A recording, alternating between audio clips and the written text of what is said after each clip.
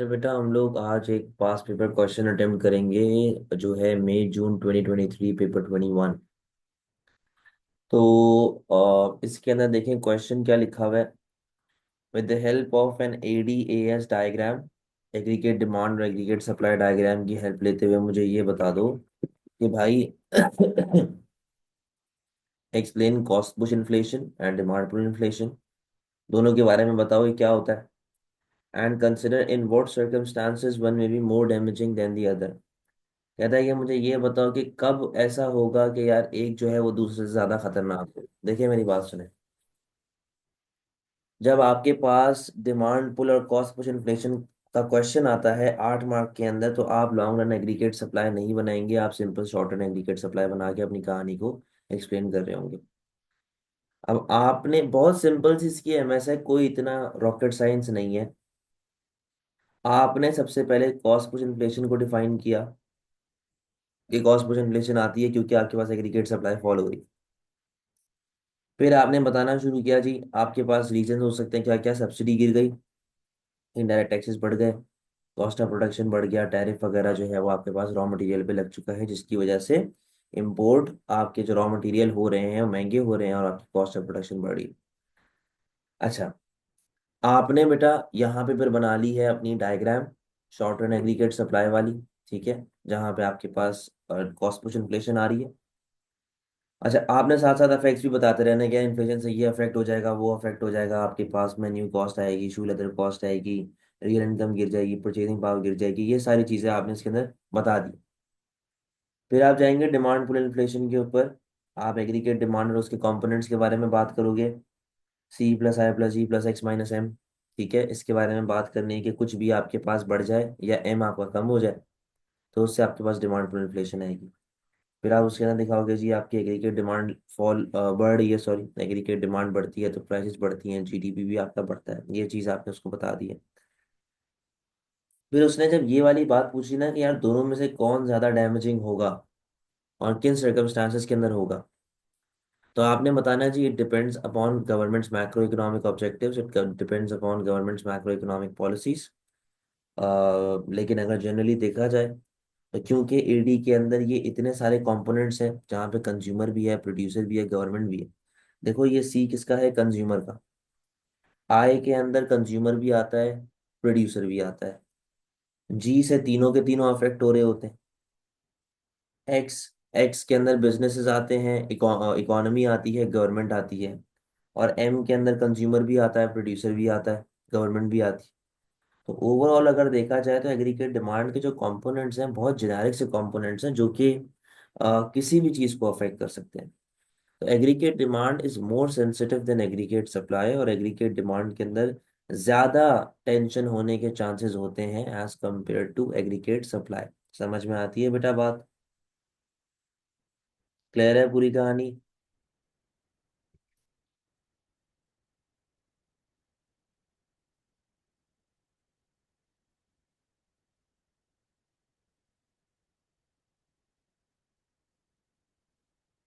अच्छा बेटा, आप लोगों को अब मैं इस आंसर का शुरू का पार्ट डिक्टेट करवा रहा हूँ। सर कंक्लूजन के रीजन क्या देंगे, AD सीरियस क्यों है बेटा? क्योंकि AD के अंदर कंपोनेंट्स बहुत ज़्यादा है ना, वो सारे कंपोनेंट्स आपके लिंक हो रहे होते हैं, गवर्नमेंट के साथ भी, प्रोड्यूसर के साथ भी, कंज्यूमर के साथ भी। तो कंपोनेंट्स काफ़ी ज़्यादा हैं आपके पास। बेटा मैं ये आंसर आप लोगों को डिक्टेट करवा रहा हूँ।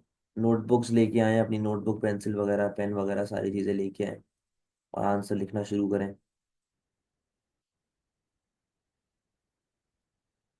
रिसेशन में कॉस्ट पुश डैमेजिंग होगी एंड ओवरऑल डिमांड पुल। देखिए मैंने वही आपसे बात की ना कि डैमेजिंग दोनों में से ज्यादा कौन सी है, डिपेंड्स अपॉन इकोनॉमिक सिचुएशन। तो आप यहाँ पे बात लिख सकती हैं कि आपके पास जी रिसेशन है तो कॉस्ट पुश होगी तो और ज्यादा मसला हो जाएगा, मल्टीप्लायर इफेक्ट नहीं आएगा। इस तरीके से आप लिख सकती हैं आंसर। लिखना स्टार्ट करें बेटा, नोटबुक वगैरह लेके आओ अपनी जल्दी से।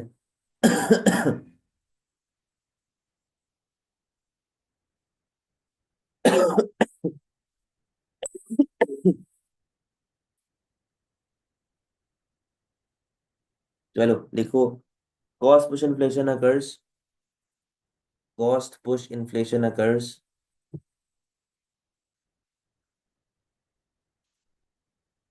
cost push inflation occurs whenever there is a fall in aggregate supply. Cost push inflation occurs whenever there is a fall in aggregate supply. Whenever there's a fall in aggregate supply of economy. Cost push inflation occurs whenever there is whenever there is a decrease in aggregate supply of an economy. Full stop. Full stop के बाद लिखें aggregate supply is the total supply of economy. Aggregate supply is the total supply of economy. Aggregate supply is the total supply of economy, and there are multiple scenarios which could cause and there are multiple scenarios which could cause multiple scenarios which could cause aggregate supply to fall, which could cause aggregate supply to fall. For example, for example, if there is an increase in indirect tax, for example, if there is an increase in indirect tax, for example, if there is an increase in indirect tax, or there is an increase in wage rate, or there is total supply of economy के बाद से repeat करूं.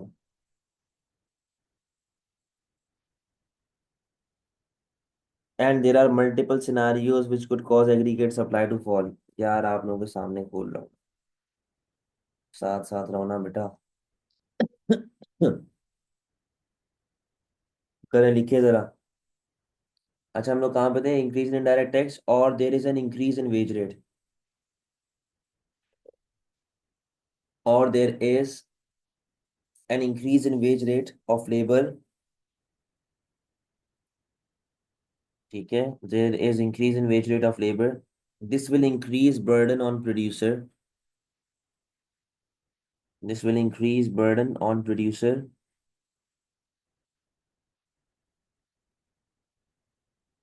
This will increase burden on producer, increasing his cost of production, increasing his cost of production, causing supply curve to shift leftwards, causing supply curve to shift leftwards, as shown in diagram figure 1.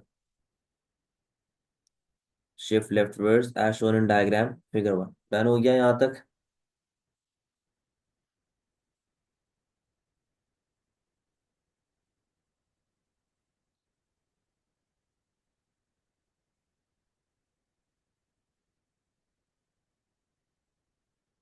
चलो आगे बढ़ो, diagram बनाओ.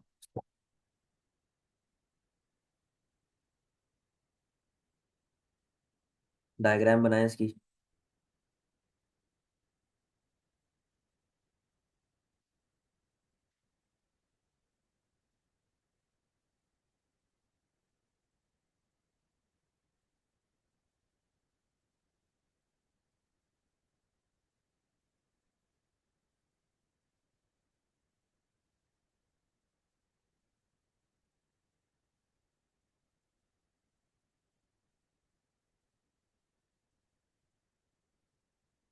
Diagram बना ली.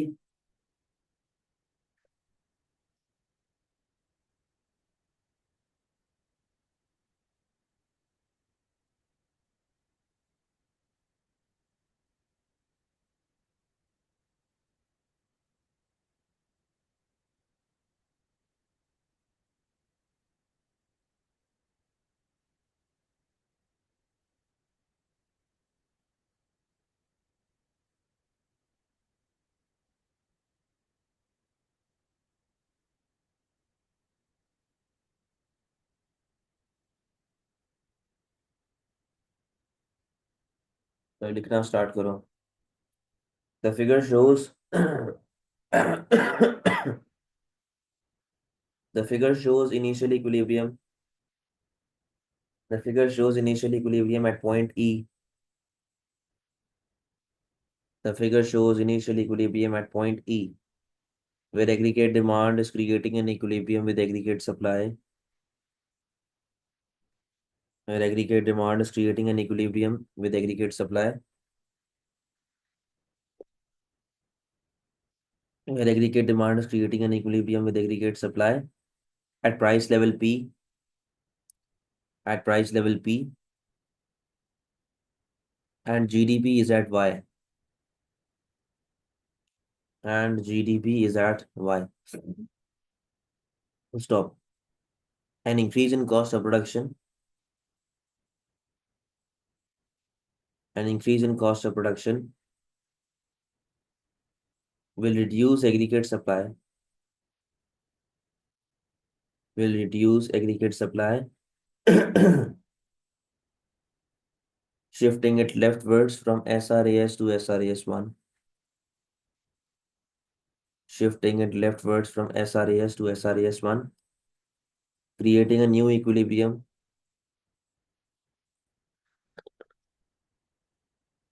Creating a new equilibrium.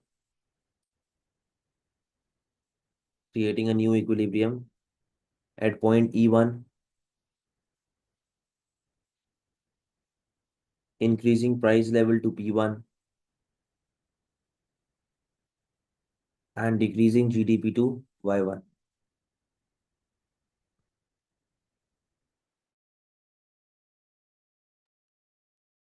ठीक है जी।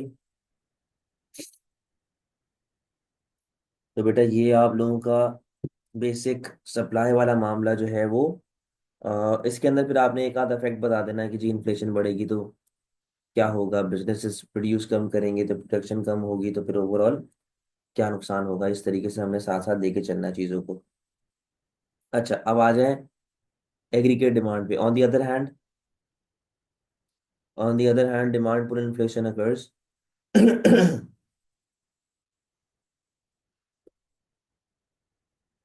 On the other hand, demand pull inflation occurs. On the other hand, demand pull inflation occurs whenever there is an increase in aggregate demand. Whenever there is an increase in aggregate demand. Whenever there is an increase in aggregate demand. Full stop. Aggregate demand is the total demand of economy. Aggregate demand is the total demand of economy, and it is calculated through the formula.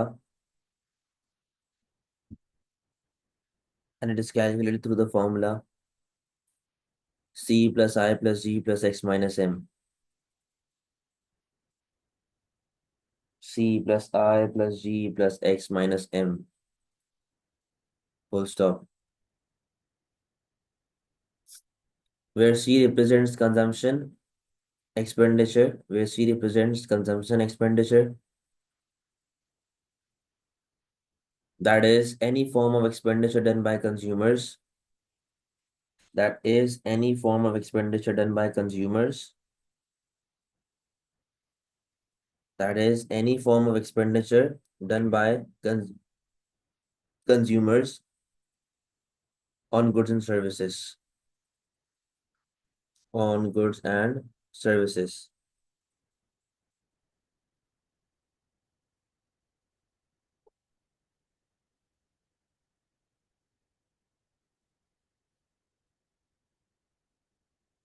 हाँ जी, आवाज आ रही है ना आप लोगों को मेरी?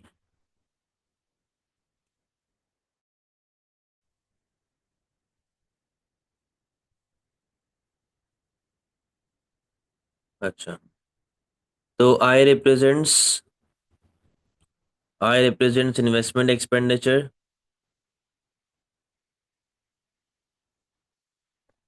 I represents investment expenditure which is done on capital investment.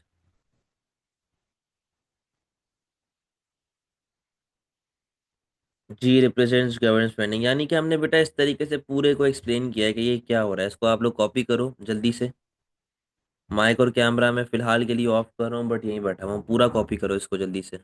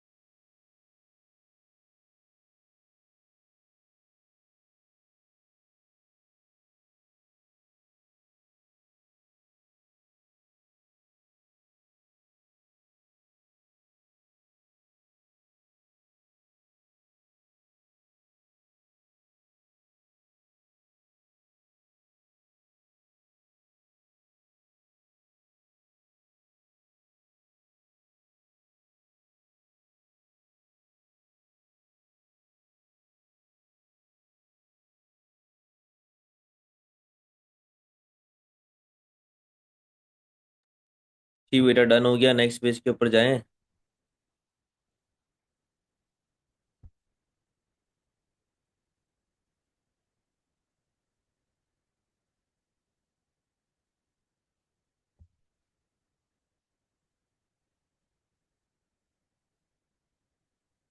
ये आपने एक आधा फैक्ट भी बेटा इसके तरह एक्सप्लेन करना है। कंक्लूजन जो मैंने आपको बताया, depends upon macro economic objectives, depends upon aim of government, depends upon resource availability.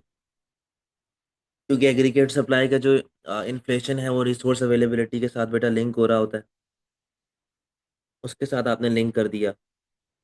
फिर AD is more sensitive, why? Because of components, क्योंकि इसके जो कंपोनेंट्स हैं वो बहुत ज़्यादा कंपोनेंट्स हैं। एग्रीगेट सप्लाई में इतने कंपोनेंट्स नहीं होते। ठीक है, तो इसको बेटा जल्दी से नोट डाउन करो, जल्दी से फौरन।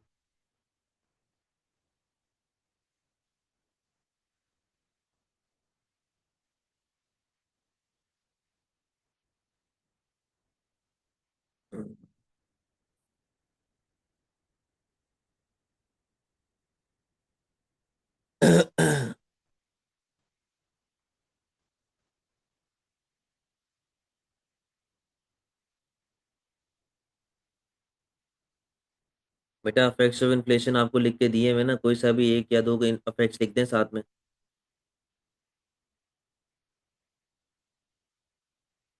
नोट्स में लिखा हुआ है सब।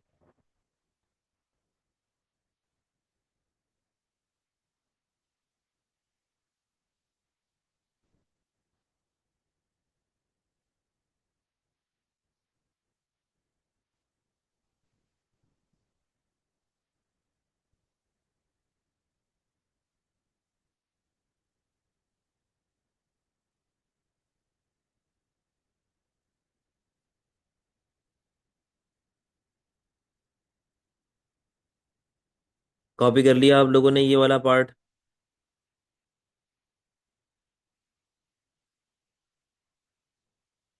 ये आप लोग इसको कंप्लीट करेंगे। और ये जो फिजिकल वाले बच्चे बैठे हैं, आप लोग बेटा मुझे ट्यूसडे को ला के दोगे, और ऑनलाइन वाले आप लोग मुझे रात तक ये सेंड करेंगे। 2 मार्क की वैल्यूएशन होती है बेटा 8 मार्क में। ठीक है बेटा, स्क्रीनशॉट लेने अगर नहीं किया तो जल्दी से जा सकते हैं बेटा। अल्लाह हाफ़िज़।